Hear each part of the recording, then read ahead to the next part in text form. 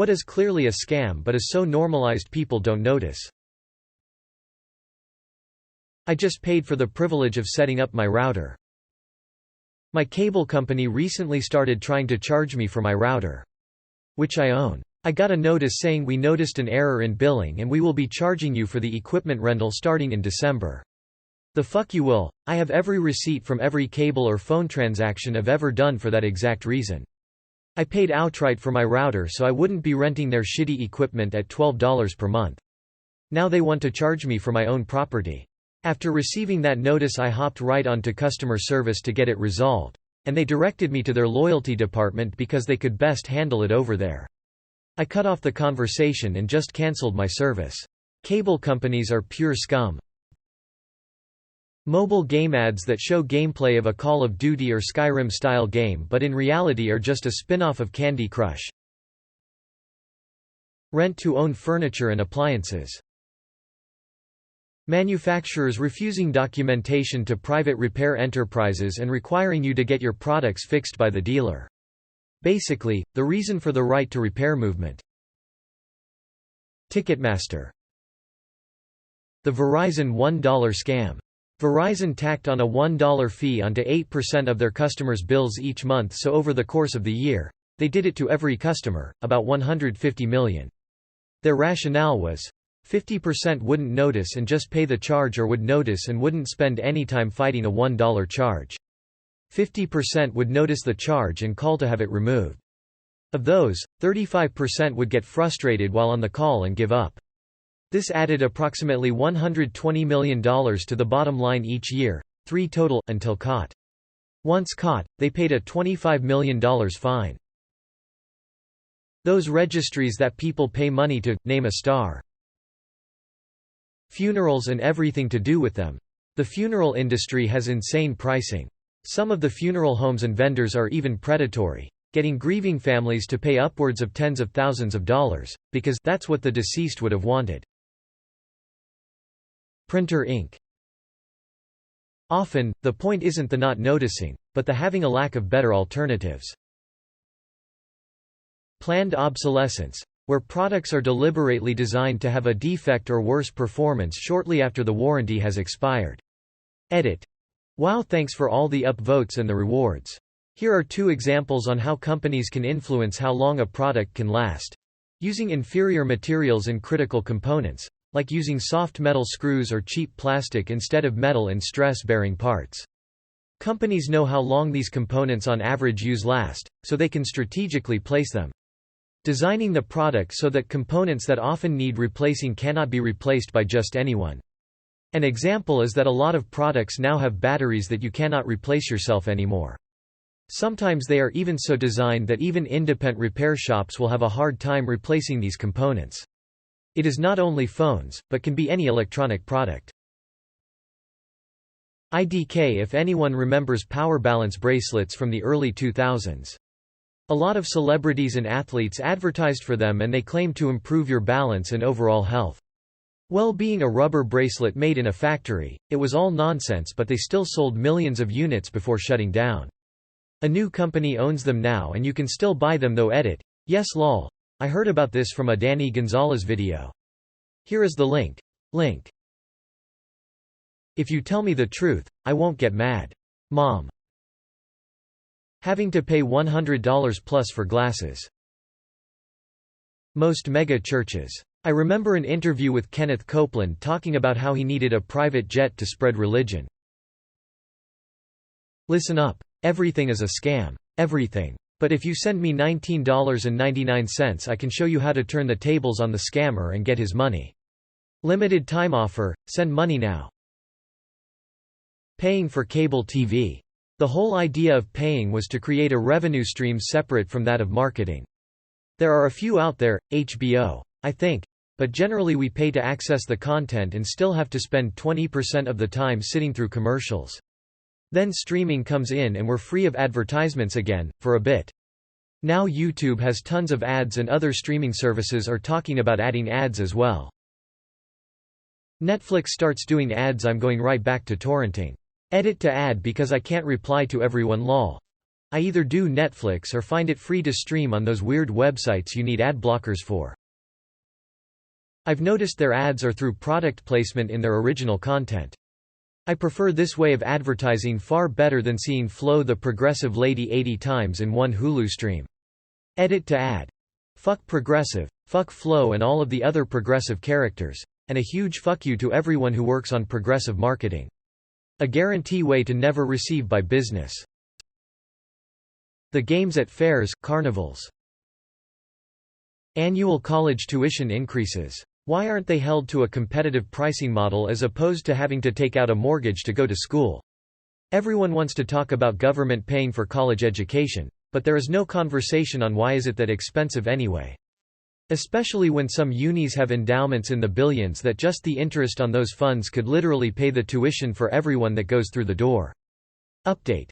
Wow. This went crazy. Thank you everyone for keeping it to a civil discussion on the topic as opposed to going on political rants. And thank you for the awards, kind strangers. Every single person on the internet that sells some sort of millionaire education, it's all bullshit. Every single one of them. They are all fucking liars. Most of them are not even rich to begin with. They fake it enough that some idiots buy it. You are customers to them. Nothing more. Reducing a price by 1 cent to trick our brains into thinking a product costs less than it actually is. Bottled water, like Dasani. Especially in places like an amusement park that markups the price a shocking amount. Also, the average markup of bottled water is 4,000%, which is fucking outrageous. BC water is literally free most places. Hot MILFs in your area. Scientific journal memberships. Social media. From their happy beginnings, they are now mostly a funnel used to ram as many advertisements into your mind as inhumanly possible. Sponsored posts, every third or fourth item I see you, IG, FB, Red, etc. And that's not even mentioning the extensive filtering network that curates the information you get to see when you're looking for something. Curated information is just a nice expression for you being conditioned to form certain opinions by more stuff. Social media groom minds. Edit. Wow, over 11K upvotes. If we may assume that 1 in 10 people bother to vote at all, this means that my post has been seen by over 100,000 people. This illustrates the amazing power of the internet. The irony is not lost on me that my most popular post ever should be about how social media have become overly commercialized to the point of being a scam smiley face. Things I learned from the comments, some light research. Many of you quoted the old saying, when the product is free, you are the product. The earliest attribution that I could find was to an artist named Richard Serra in 1973. To this I could add, there is no such thing as a free lunch.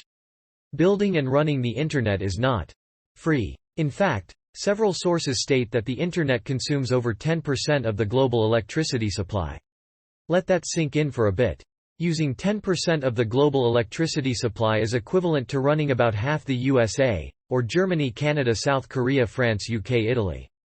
Put another way, 10% of global CO2 emissions from electricity generation are due to running the internet. If we estimate that 50% of internet activity consists of sending around advertising and spam, we have to ask ourselves, is that really worth spending 5% of the world's entire electricity supply on? Or would it not be better to dial that fluff way back and start charging users a fair fee? Speaking for myself, I believe that the internet is an invaluable addition to our lives, and I would be willing to pay a fair, transparent fee for an ad-free, tracker-free, spam-free, bot-free internet experience.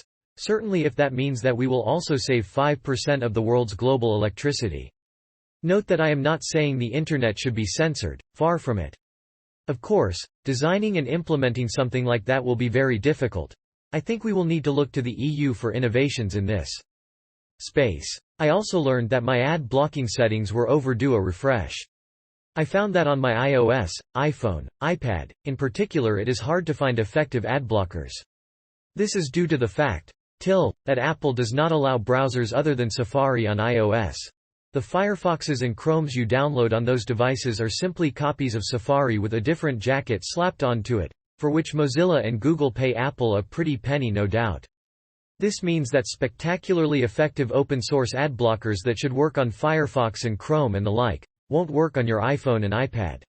With some digging in the App Store I did find something that seems to work, but let me not advertise here. Suffice to say, it is useful to periodically update your ad blocking system, and it seems that free, open-source blockers are the best of the bunch.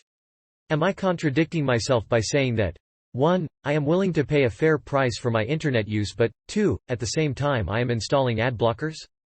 Yes, a bit, but I install the ad blockers mainly out of a concern for my privacy, which I believe is under heavy attack. Also, I believe the internet media have crossed a line. I mean, I can put up with some clearly identified advertising here and there. But who would enjoy a newspaper if at least 25% of it would be overt advertising and maybe half of the rest cleverly disguised, highly personalized paid content? If I can take a pair of automated scissors to such a rag, I believe I should. Phew, this edit started as a thank you to all who read my post and grew into a bit more.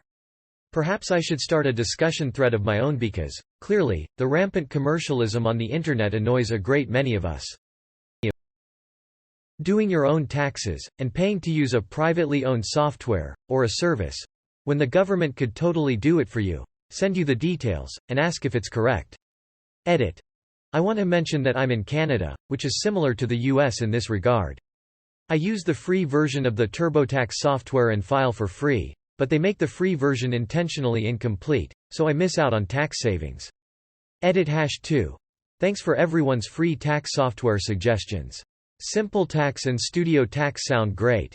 If I was in the USA I would totally use TurboTaxSucksAss.com. But everyone should read the site's Tax Avoidance Hall of Fame. Seriously though, I've been procrastinating on my taxes and I'm late for the first year ever. You've saved me with these suggestions and made me feel the anonymous kind of internet famous with the upvotes and awards. Thank you.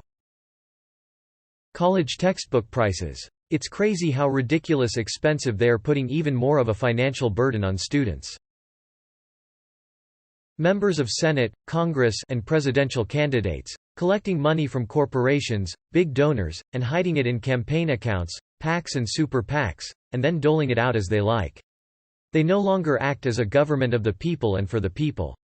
Edit.